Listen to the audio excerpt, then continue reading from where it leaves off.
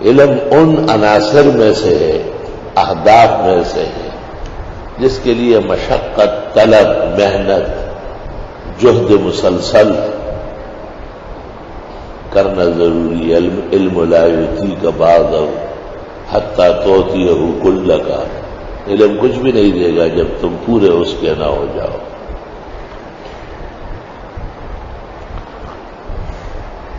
سفر یا حرمین کا ہے، خواہ وہ حج کا ہو یا عمرے کا ہو، یا علم کا ہے جسے طالب کرتا ہے۔ من سلک طریقا یطلب به علما سہل اللہ له طریقا الی الجنہ، ابو داؤد شریف کتاب العلم۔ یا سفر زیارات کا ہے، علماء و احبا سے اور اخلاء سے، یا اہل ذوی القدر سے اور دینی معتمدین سے ملنے کے لیے سفر ہوتا ہے۔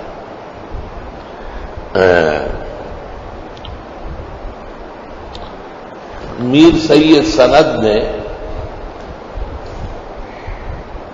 اللہ ان کے حالات میں ایک عجیب واقعہ لکھا ہے۔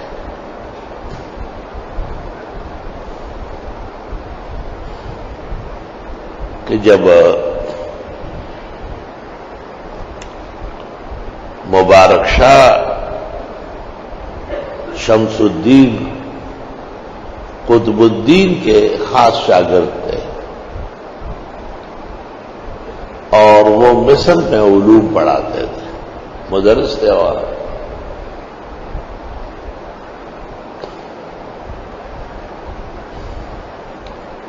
میر سید نے جب رسالہ شمسیہ دیکھا اور جس نے میر قطبی لکھی منطق میں، تو وہ جرجان چلا گیا، وہاں قطب الدین رہتا تھا، اور میر جس کو سید سند کہتے ہیں، اس نے سفر کیا، وہاں پہنچا اور ان کو کہا آپ سے علم پڑھنا چاہتا ہوں۔ وہ اتنے بوڑھے ہو گئے تھے کہ بوے چہرے پر آ گئے تھے۔ اس نے اپنے دونوں بوے سے پکڑ کے اٹھائے اور اس کو دیکھا، کہا اب آئے جب میری ہڈیاں ٹوٹ رہی ہے اور میری عمر گزر گئی ہے، میں اس طرح علم نہیں پڑھا سکتا ہوں جو میر قطبی میں یا رسالہ شمسیہ میں آپ نے دیکھا ہے۔ البتہ میرا شاگرد ہے مبارک شاہ مصر میں، اس کو لکھتا ہوں، وہ مجھ سے اچھا پڑھا ہے، اور ان کو خط لکھا کہ طالب آئے ہیں لیکن میری عمر کے بعد آئے ہیں، میں اس کو نہیں رکھ سکتا ہوں، آپ سنبھالیں۔ کیا زمانہ تھا، کہاں جوزجان اور کہاں مصر۔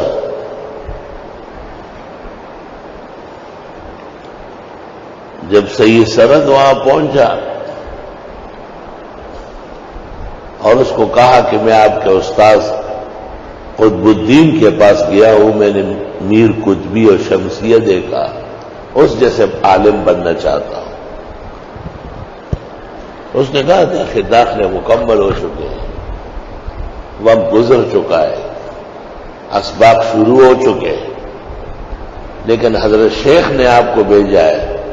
ان کا خط سینے اور آنکھوں پر بار بار رکھا اور بہت ادب اور محبت سے پیش آئے، تو داخلہ تو ضروری ہے،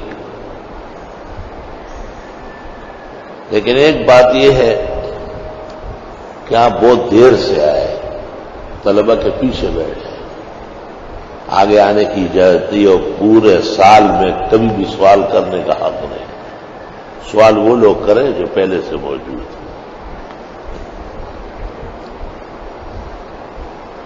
اور دوسرا یہ کہ مجھے روزانہ 1 روپیہ دو گے، بے وقت داخلہ ہے۔ اس نے کہا روپیہ دینا تو بہت آسان ہے، کیونکہ مصر میں شام کو مزدوری ہوتی ہے اور 2 روپے مزدور کو دیتے ہیں، میں عشاء کی نماز کے بعد مزدوری کروں گا، فجر تک فارغ ہو جاؤں گا، 2 روپے ایک خود لوں گا، ایک آپ کو دوں گا۔ لیکن یہ جو کہا کہ پیچھے بیٹھو گے اور سوال نہیں کرو گے، اس پر میر سید بہت غمگین ہو گئے۔ جب اسباق شروع ہوئے تو مبارک شاہ اس مدرسے میں آمنے سامنے کمرے تھے، درمیان میں برانڈا تھا۔ رات کو طلبہ دیکھنے کے لیے مبارک شاہ گھوم رہا تھا، سب طلبہ سو رہے، ایک کمرے میں دیا جل رہا ہے، اور ایک تقریر ہوتی ہے متن کی، پھر دوسری ہوتی ہے شرح کی، تیسری ہوتی ہے مبارک شاہ کی، چوتھا اس پر جرح شروع ہوتا ہے میر سید کی طرف سے۔ جب مبارک شاہ نے دیکھا کہ اتنا قابل طالب آیا ہے کہ چاروں تقریریں ایک وقت میں جس طرح استاذ کرتا ہے اس طرح کر رہا ہے، تو مورخین کہتے ہیں کہ فضا صاف تھی، ٹھنڈی ہوائیں تھی، بہترین موسم تھا، فرقصا بہجتا و سرورا۔ مبارک شاہ بہت زیادہ خوش ہوا۔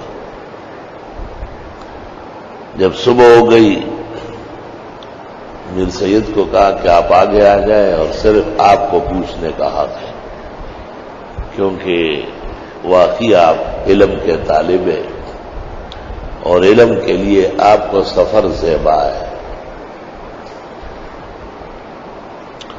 اللہ اکبر و کبیر۔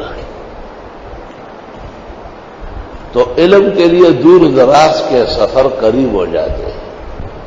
گو منزل حیات بہت دور تھی مگر دیکھا جو میرا عزم تو راستہ سمٹ گیا۔ طالب کبھی نہیں کہتے کہ یہ دور ہے یہ قریب ہے۔ اس لیے متحدہ ہندوستان میں کونے کونے سے ملک کے طلباء جاتے تھے، چائنا سے اور کابل سے اور زابل سے اور ایران سے اور توران سے، ہر ملک کے طلباء ہوتے تھے۔ تو سفر کرنے پڑتے ہیں، آدمی جب دنیا میں ہوگا تو سفر کے آداب ہوتے ہیں۔ امام شافعی رحمت اللہ علیہ جب مکہ سے مدینہ جانے لگے امام مالک سے موطا پڑھنے کے لیے، دستور تک شہر کے بزرگوں سے علماء سے مشاورت کی جاتی تھی، وہ کچھ نصائح فرماتے تھے۔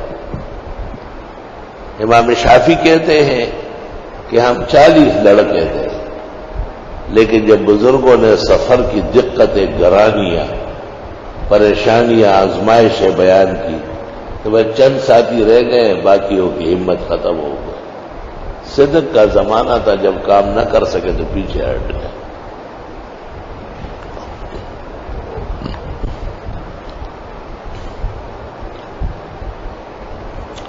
لا الہ الا اللہ۔